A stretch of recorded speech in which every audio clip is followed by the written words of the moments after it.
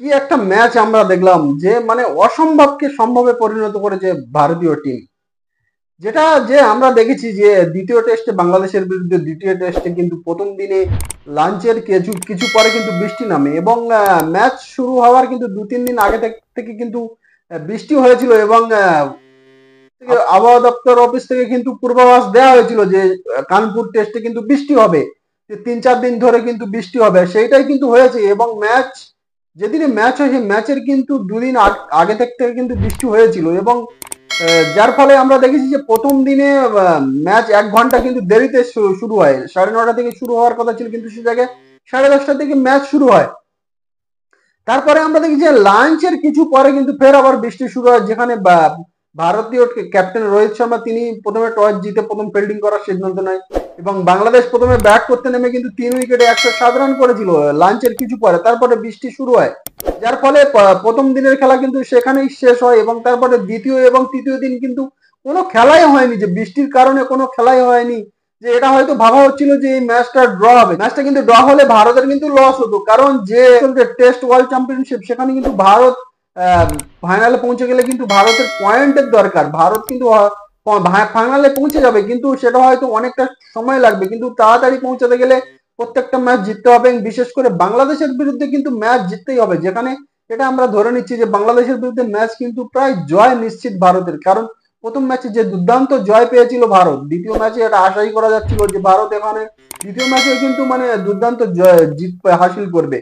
কিন্তু বৃষ্টি সব থেকে বড় ভিলেন তৈরি হয়, যে বৃষ্টি দ্বিতীয় দিন এবং তৃতীয় দিনে বৃষ্টির কারণে কিন্তু ম্যাচ হয়নি, যার ফলে একটা বোঝা যাচ্ছিল যে এই ম্যাচটা হয়তো ড্র হবে। ড্র হলে কিন্তু ভারতের লস হতো, কারণ পয়েন্ট যদি হাফাহাফি হয়ে যেত, দুজনের মধ্যে ভাগ হয়ে যেত, তাহলে ভারতের পক্ষে কিন্তু অনেকটা অসুবিধা হতো, যে যে টেস্ট চ্যাম্পিয়নশিপের যে ফাইনালে সরাসরি ভারত পৌঁছে যাবে কিনা অন্যের দিকে চেয়ে থাকতে হবে, সেইটা নিয়ে কিন্তু একটা ধোঁয়াশা ছিল।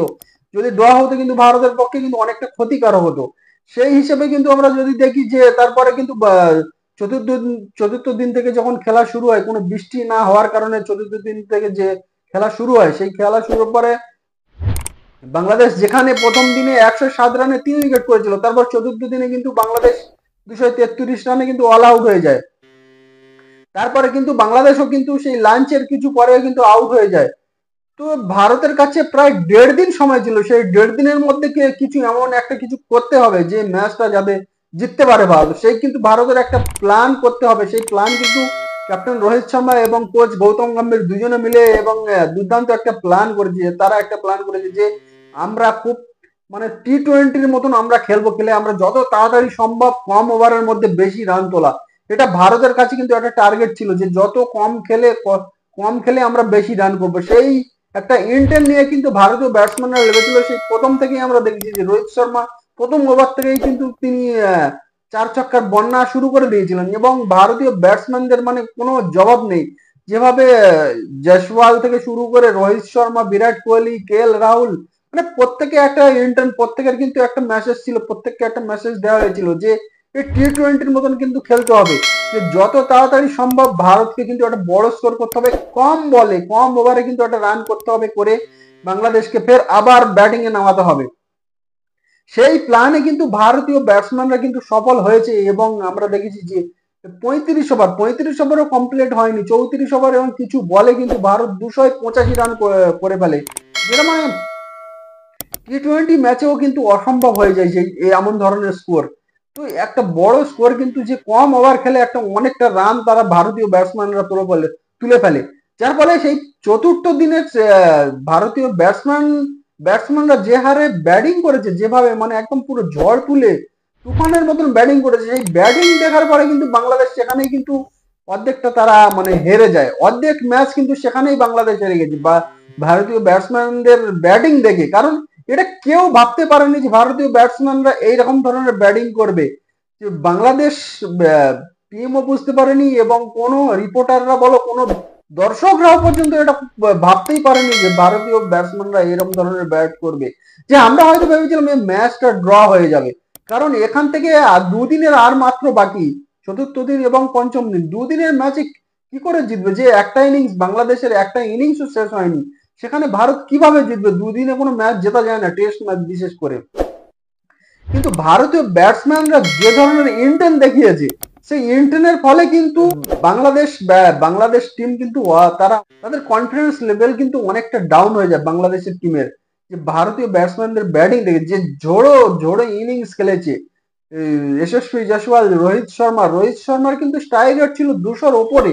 মানে প্রত্যেকটা ব্যাটসম্যান তারা 150-140 স্ট্রাইক রেটে কিন্তু ব্যাটিং করেছে।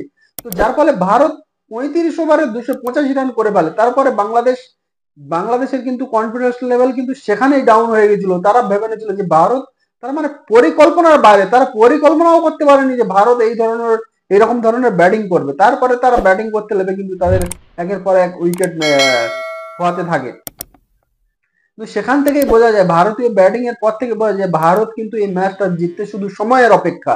কারণ যে ধরনের ব্যাটিং করেছে, যে ঝোড়ো ইনিংস গুলো খেলেছে, যে তুফানের মতন যে রান গুলো তুলেছে, সেই রানের ফলে কিন্তু পরিষ্কার বোঝা গেছিল ভারত একটা ইন্টেন্ট নিয়ে খেলছে, একটা প্ল্যান নিয়ে খেলছে যে এই ম্যাচটা যে কোনো উপায়ে আমাদের জিততেই হবে। কারণ ভারত যদি জিততে পারে কিন্তু 12 পয়েন্ট কিন্তু তাদের কিন্তু যোগ হবে, 12 পয়েন্ট তাদের। আর যদি ম্যাচটা ড্র হতো তাহলে কিন্তু 6-6 পয়েন্ট করে দুজনের কিন্তু ভাগাভাগি হয়ে যেত। সেটা কিন্তু ভারতের জন্য অনেকটা মানে ক্ষতিকারক, অনেকটা লস হয়ে যেত।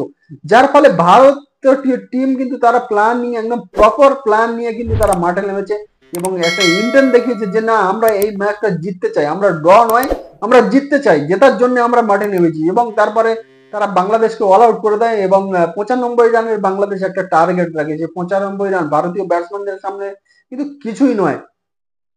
তো তারা ভারতীয় ব্যাটসম্যানরা অনায়াসে সেই 85 রান মানে তুলে নেয়, যার ফলে ভারত কিন্তু 2-0 ব্যবধানে ম্যাচ জেতে। তো এর পেছনে সব থেকে বড় কিন্তু ভারতীয় প্লেয়ারদের কিন্তু চিন্তা ভাবনা, যে ধরনের তারা পজিটিভ চিন্তা ভাবনা নিয়ে মাঠে নেমেছিল।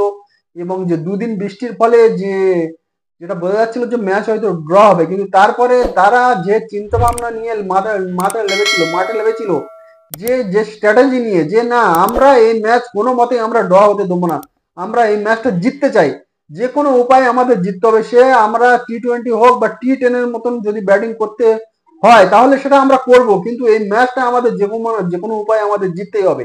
সেই কিন্তু ইন্টারনের ফলে কিন্তু তারা জিতেছে। এবং তাদের চিন্তা ভাবনা যে ছিল, যে পজিটিভ চিন্তা ভাবনা নিয়ে তারা যে মাঠে নেমেছিল এবং যে ধরনের খেলা দেখিয়েছে, মানে একটার পরে একটা রেকর্ড তৈরি করেছে। প্রথম দ্রুততম 50 রান, দ্রুততম সেঞ্চুরি, 147 বছরের ক্রিকেটের ইতিহাসে কিন্তু ভারত একটার পর একটা রেকর্ড কিন্তু এই ম্যাচে তৈরি করেছে। দ্রুততম 50 রান, দ্রুততম 100 রান, দ্রুততম 150 রান, দ্রুততম 200 রান, দ্রুততম 250 রান পর্যন্ত কিন্তু করেছে। যে 147 বছরের ক্রিকেট ইতিহাসে কিন্তু এইগুলো মানে অনেকগুলো রেকর্ড কিন্তু ভারতীয় ব্যাটসম্যানরা তারা তৈরি করলো। কিন্তু এই জেতার পেছনে সব থেকে বড় কারণ হচ্ছে কি, যে তাদের চিন্তা ভাবনা, যে ধরনের পজিটিভ চিন্তা ভাবনা নিয়ে তারা মাঠে নেমেছিল, সেইগুলো কিন্তু তারা ফলপ্রসূ করেছে এবং এই জিতটা কিন্তু অনেক বড় একটা জিত।